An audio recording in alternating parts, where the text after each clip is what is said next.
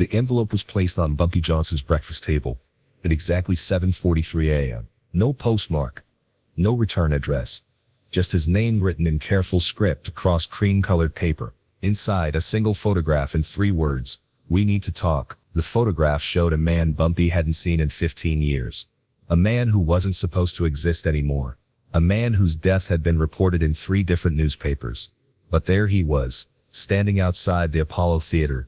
Yesterday's date stamped on the back. What Bumpy Johnson was about to discover would change everything he thought he knew about power in Harlem. Because sometimes the most dangerous partnerships aren't the ones you make. They're the ones that were made for you before you even knew you needed them. March 12, 1954. Harlem was a powder keg, wrapped in silk. The numbers racket was pulling in $2 million a year. The Italian families were circling like wolves. The federal government was building cases, and Bumpy Johnson was sitting at the center of it all, believing he controlled his own destiny. He was wrong. The man in the photograph was Dr. Arthur Lawson. Officially, Dr. Lawson had died in a car accident in Chicago in 1939. Unofficially, he had spent the last 15 years building the most sophisticated intelligence network in Black America, a network that had been protecting Bumpy Johnson without Bumpy ever knowing it existed. Bumpy studied the photograph again. Dr. Lawson looked exactly the same. Same wire-rimmed glasses. Same perfectly pressed suit. Same knowing smile that had always made Bumpy uncomfortable, as if Lawson could see 3 moves ahead in a chess game. Bumpy didn't even know he was playing. But what disturbed Bumpy most wasn't that Lawson looked unchanged. It was how the photograph had been taken. The angle suggested someone had been watching the Apollo Theater for weeks, learning patterns, waiting for the perfect moment. The lighting was professional. The composition deliberate. This wasn't surveillance. This was a signature. Bumpy walked to his kitchen window and looked down at 125th Street. Tuesday morning traffic moved normally. Everything appeared ordinary, but Bumpy knew better. If Lawson was back, if he was ready to make contact after 15 years of silence, then something fundamental was about to change in Harlem's power structure. The envelope felt expensive between Bumpy's fingers. Heavy paper, watermark visible when held to the light, the kind of stationery used by federal judges, corporate executives, men who made decisions that affected thousands of lives with a single signature. Lawson had always understood the psychology of presentation. But nobody knew the story. Not the newspapers. Not the federal agents building files on Bumpy Johnson. Not even Bumpy's closest associates. Because Dr. Arthur Lawson had perfected something that most men in power never learned: how to be indispensable while remaining invisible. The meeting request came with specific instructions. Apollo Theater, 3 p.m. Box seats. Section C. Come alone. No weapons. No associates. Just a conversation between old friends who had unfinished business. Bumpy hadn't seen Lawson since 1939, but he remembered their last conversation word for word. Lawson had been running a medical practice in Sugar Hill, treating everyone from domestic workers to policy kings. But Lawson wasn't just any doctor. He was the doctor who kept secrets, who treated gunshot wounds without asking questions, who prescribed medicine without keeping records. More importantly, Lawson was the doctor who listened. While his patients talked about their problems, their fears, their plans, Lawson absorbed information like a sponge. He knew which police captains were taking bribes, which federal agents had drinking problems, which politicians had expensive habits they couldn't afford on government salaries. Lawson's genius wasn't just collecting information. It was understanding how information connected, how Captain Murphy's gambling debts connected to federal agent Rodriguez's mortgage problems, how Congressman Williams's son's drug habit connected to Judge Thompson's daughter's medical bills. Lawson saw patterns that others missed, relationships that created opportunities. By 1939, Lawson had started keeping detailed psychological profiles, what motivated each person in his network, what they feared, what they needed, what they couldn't afford to lose. He studied power the way other doctors studied anatomy, mapping out the nervous system of New York's political and law enforcement establishment. By 1939, Lawson's patient files contained information that could topple mayors, destroy careers, or redirect federal investigations. But he never used threats, never demanded payments.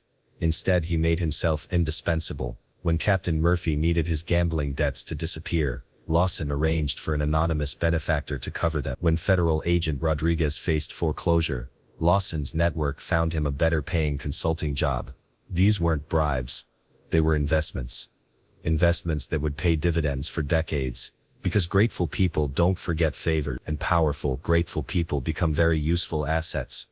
In 1939, Lawson had offered Bumpy a partnership, not the usual arrangement of muscle and territory, but something more sophisticated. Lawson would provide intelligence, connections, protection from forces that couldn't be fought with violence. In exchange, Bumpy would provide legitimacy, a face for operations that needed to remain faceless. Bumpy had turned him down. He was young then, confident in his ability to handle problems as they came. He didn't need a silent partner. He didn't need someone else's intelligence network. He could build his own empire through respect, fear, and carefully calculated violence. That rejection had cost him everything. 6 months later, federal agents raided Bumpy's operations. Key witnesses testified against him. Evidence appeared that shouldn't have existed.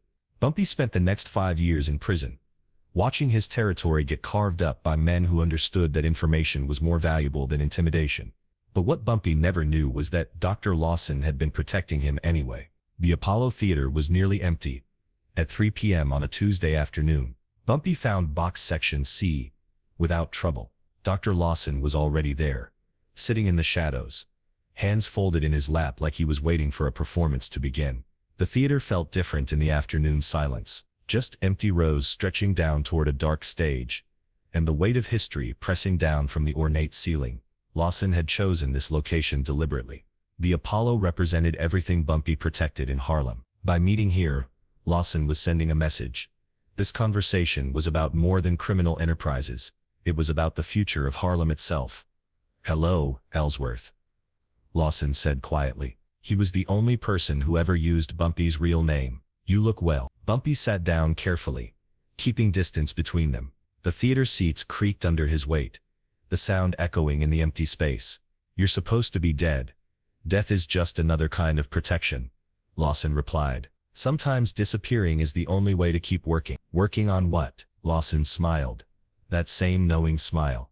"Working on keeping you alive, Ellsworth. Working on making sure the king of Harlem stays king." The words hung in the air between them. Bumpy had spent 15 years believing he had built his empire through his own strength, his own intelligence, his own network of loyalty and fear. The possibility that he had been protected by forces he didn't know about was both reassuring and terrifying. For the next hour, Dr. Lawson revealed the scope of what he had built. Not a criminal organization, not a political machine, something far more sophisticated.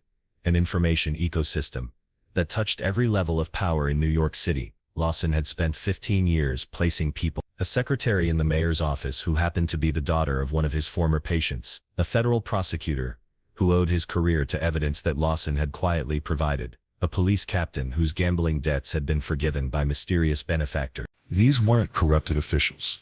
They were grateful people who occasionally received requests for information, for favorable treatment, for small adjustments to standard procedures. Requests that seemed reasonable, legitimate, harmless. The beauty of Lawson's system was its legitimacy. Nobody was breaking laws. Nobody was accepting bribes. They were simply being helpful. A secretary might mention that certain files were being requested. A prosecutor might prioritize cases that seemed more winnable. A police captain might adjust patrol schedules to focus on areas with higher crime rates. Each individual action was defensible, explainable, normal, but when coordinated across dozens of people in different agencies, these small adjustments created powerful protection for Bumpy's operations. It was like conducting an invisible orchestra, where each musician played a simple note, but together they created symphonies of influence. "You remember the raid in 1951? Lawson asked. "The one where federal agents showed up at your counting house on 13th Street, but somehow chose the wrong building number?" Bumpy remembered. Federal agents had burst into a grocery store instead of his operation next door. The raid had been called off due to the clerical error. His people had evacuated everything valuable within hours. "That wasn't luck," Lawson continued. "The secretary who typed the search warrant had been given incorrect address information. An honest mistake, easily explained, impossible to trace. But what nobody understood was how all these small favors connected. how a secretary's tip about upcoming raids connected to a prosecutor's decision to prioritize certain cases, how a police captain's patrol schedules connected to a federal agent's surveillance priorities. Lawson had built a system where information flowed in one direction, toward protecting Bumpy Johnson's operations, and he had done it so subtly, so carefully, that even Bumpy hadn't known he was being protected. The Genovese investigation, Lawson said casually, the one that's supposed to start next month. You know about it. Bumpy didn't. Federal investigations weren't announced in advance. They have a witness, someone close to your organization who's been feeding information to federal agents for 6 months. Bumpy's jaw tightened. That's not the important question, Ellsworth. The important question is what we're going to do about it. Lawson reached into his jacket and pulled out a manila folder. Inside were photographs, documents, recorded conversations, evidence that the federal witness was actually a federal agent who had been planted in Bumpy's organization, evidence that the entire investigation was based on entrapment. This information will reach the right federal prosecutor tomorrow morning, Lawson said. The investigation will be quietly dropped. The planted agent will be transferred to a desk job in Montana. Your organization will continue operating without federal interference. What do you want? Bumpy asked. What I've always wanted. Partnership. You continue being the king of Harlem. I continue being the man who makes sure you stay king. But Lawson wanted something else. Something that revealed the true scope of his ambition. I want you to help me build this system in every major city in America. Detroit, Chicago, Philadelphia, Los Angeles. A network of protection, information, and influence that keeps our communities safe from forces that want to exploit them. Bumpy realized what Lawson was really proposing. Not just a criminal partnership, but a shadow government. A system that could influence elections, investigations, prosecutions. A system that could protect black communities by controlling the institutions that police them. You're talking about changing the entire country, Bumpy said. I'm talking about leveling a playing field that's been tilted against us for 300 years. Lawson replied. You control Harlem through respect and fear. I want to control America through information and gratitude. The offer was tempting. Partnership with Lawson meant protection from federal prosecution, expansion into new territories, influence that extended far beyond Harlem's borders. It meant becoming part of something larger than any individual criminal enterprise. But it also meant giving up independence, becoming part of Lawson's system instead of running his own kingdom. Bumpy studied the older man's face, looking for tells, for weaknesses, for some sign of deception. He found none. Lawson had always been impossible to read, impossible to intimidate, impossible to control. Why didn't you tell me about this before? Bumpy asked.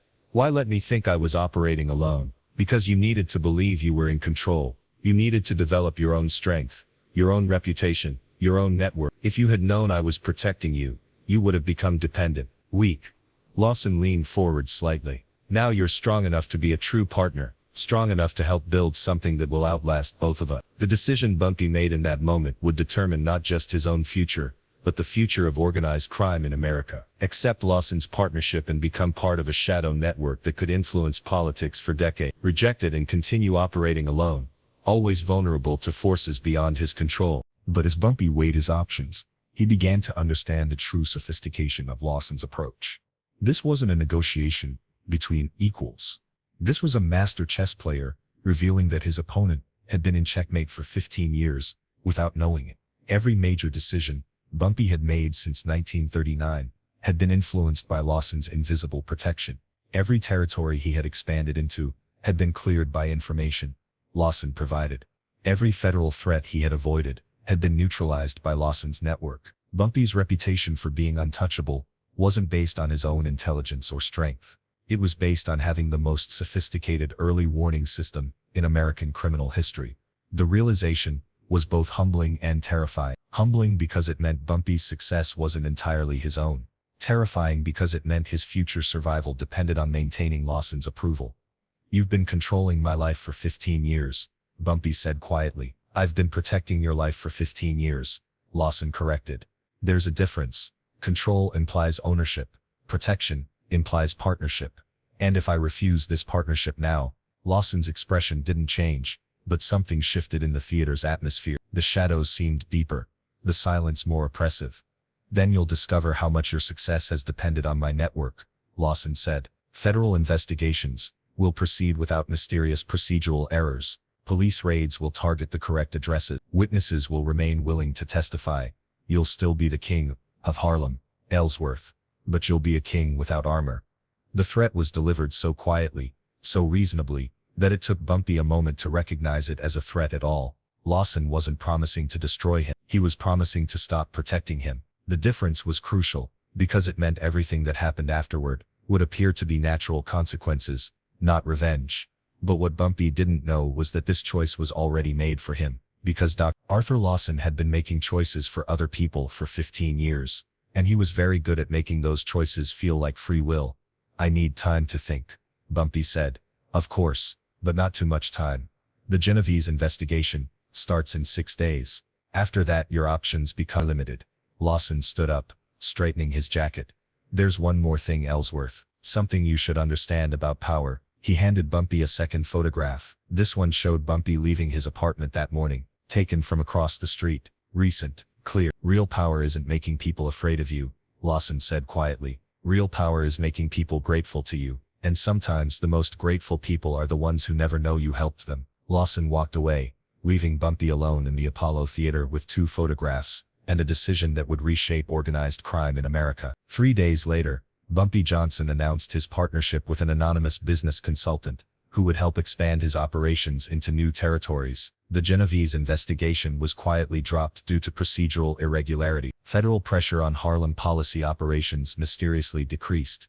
Within 2 years, similar networks appeared in Detroit, Chicago, and Philadelphia. Always different faces, different methods, but always the same structure. Local muscle protected by invisible intelligence operations. Arthur Lawson continued to not exist. His death certificate remained filed in Chicago. His medical license stayed expired, but his influence grew quietly, steadily, shaping American organized crime for the next 20 years. The partnership between Bumpy Johnson and Arthur Lawson proved something that most criminals never learned. The most dangerous alliances aren't the ones made in back alleys with handshakes and threats. They're the ones made in theater boxes with photographs and promises. Because in the end, Bumpy Johnson thought he was choosing to accept help. What he was really doing was accepting control, and Dr. Arthur Lawson never had to fire a shot, threaten a witness, or break a law to become the most powerful criminal in America. He just had to make one phone call that changed everything. The call that turned Bumpy Johnson from an independent king into a protected asset. The call that proved information is more valuable than territory, and gratitude is more powerful than fear. That's the real story of March, the day Bumpy Johnson learned that sometimes the most dangerous partnerships are the ones that save your life.